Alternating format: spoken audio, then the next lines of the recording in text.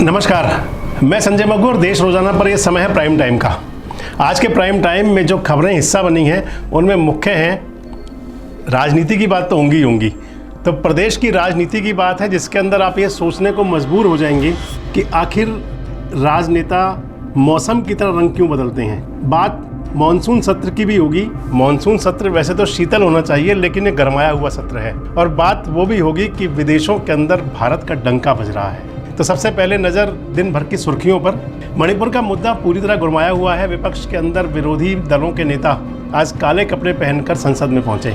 और दूसरा यह कि आम आदमी पार्टी के राज्यसभा सदस्य संजय सिंह से मिलने के लिए अखिलेश यादव पहुंचे और अखिलेश बाबू ने कहा कि सरकार को सत्ता में रहने का हक नहीं है। आरजेडी के सांसद मनोज झा भी उनसे मिलने गए और बाद में उन्होंने कार्य स्थगन प्रस्ताव का नोटिस दिया सदन के अंदर और मणिपुर पर सदन में चर्चा की मांग की। कल सोनिया जी भी मिलने गई थी संजय सिंह से।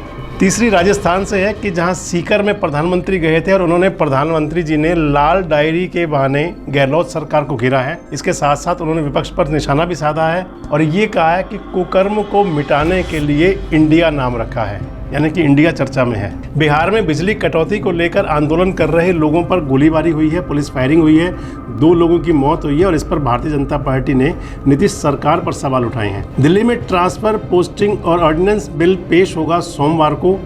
गृह मंत्री अमित शाह इस बिल को पेश करेंगे, इस पर चर्चा होगी। और बारिश को लेकर पश्चिम से दक्षिण तक हाहाकार मचा हुआ है। सड़कों पर जल सैलाब है। महाराष्ट्र के 4 जिलों में भारी बारिश का अलर्ट है। आईएमडी ने जारी किया है रेड अलर्ट और स्कूल कॉलेज बंद कर दिए गए हैं। तो चलिए चर्चा करते हैं उन खबरों पर जो प्राइम टाइम का हिस्सा है। बात अपने हरियाणा की, तो हरियाणा में सत्ता वापसी के लिए सभी पार्टियों ने कमर कस ली है। भारतीय जनता पार्टी के लिए जब 10 साल की सरकार को एक बार और आगे बढ़ाने की चुनौती है तो विपक्षी दलों के लोग भी लगे अपनी जोर आजमाइश करने में। कोई किसी से अलग हो रहा है तो कोई किसी को साथ जोड़ रहा है।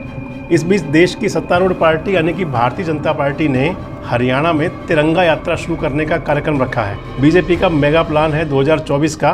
वैसे तिरंगा यात्रा हर साल निकाला करते हैं ये लोग। तिरंगा यात्रा सभी 90 विधानसभाओं से निकाली जाएगी। भारतीय जनता युवा मोर्चा को 22 यात्राएं निकालने की जिम्मेदारी दी गई है।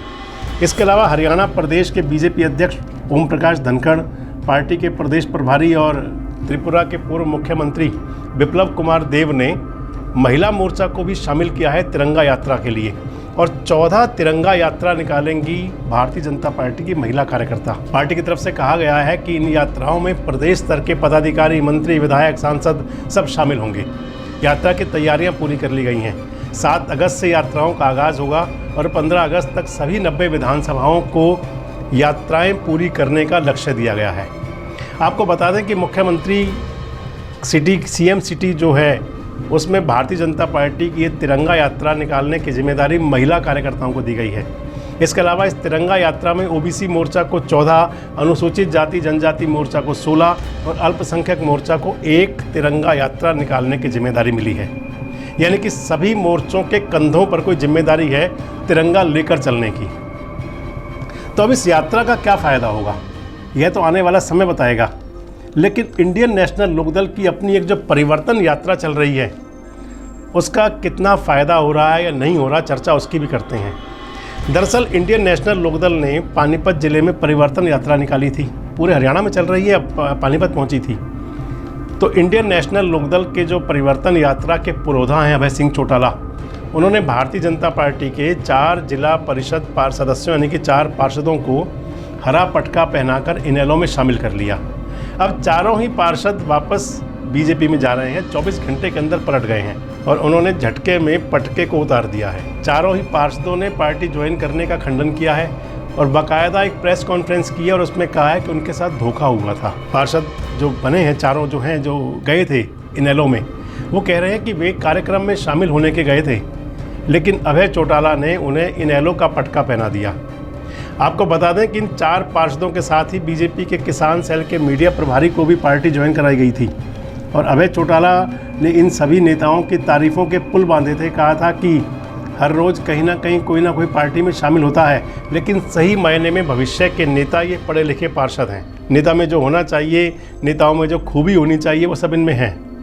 इंडियन नेशनल लोकदल का यह निर्णय है कि अपने आने वाले विधानसभा चुनाव में 50% युवाओं को टिकट देंगे जिनकी उम्र 40 साल से कम होगी, ये अभय सिंह चौटाला ने कहा था। अब अभय सिंह चौटाला का ये दाव फिलहाल काम नहीं आ रहा।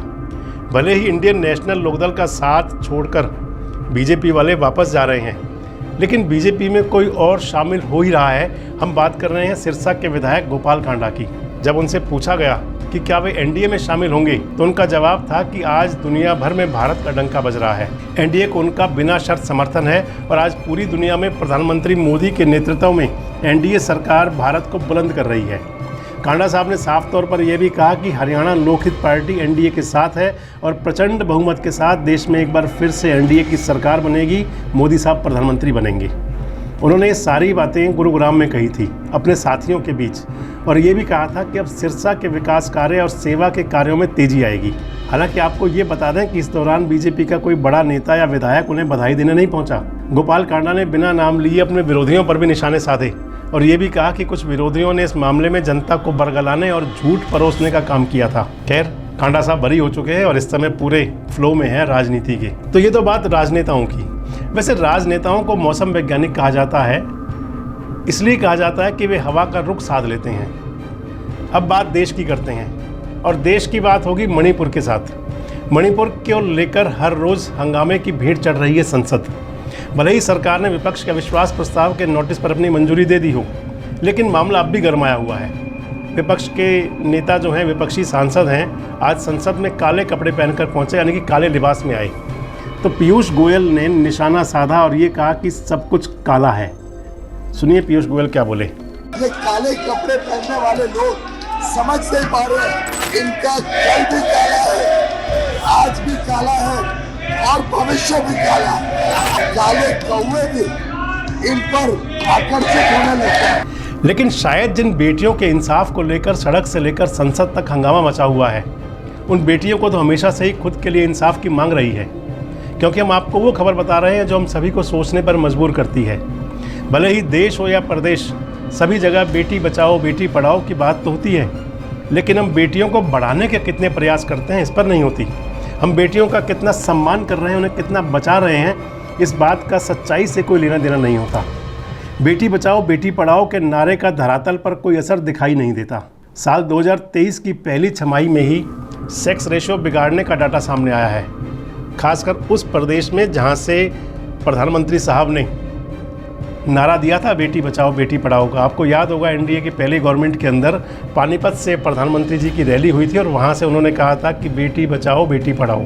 और उस हरियाणा के अंदर लिंगानुपात में सुधार की जो कोशिशें की गई थी वो सब नाकाम हो रही हैं। राज्य में 2022 के मुकाबले लिंगानुपात 11 अंक नीचे गिरा है, 917 से 906 पर पहुंच गया है, यानी कि 1000 बेटों पर 917 बेटियां थी 2022 के अंत में और अब ये 906 है। साल 2022 में 1000 लड़कों पर 917 बेटियां जन्म ले रही थी, जो रेशियो घटा है।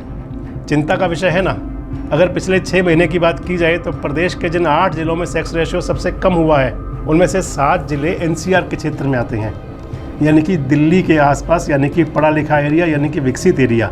और उस एरिया की सोच क्या है ये बताने के लिए काफ़ी है कि वहाँ सेक्स रेशियो कितनी तेज़ी से नीचे गिर रहा है। इन जिलों में लिंगानुपात 900 से भी नीचे चला गया है। हरियाणा के 12 जिलों में एसआरबीटी डेटा नेगेटिव ट्रेंड देखने को मिल रहा है।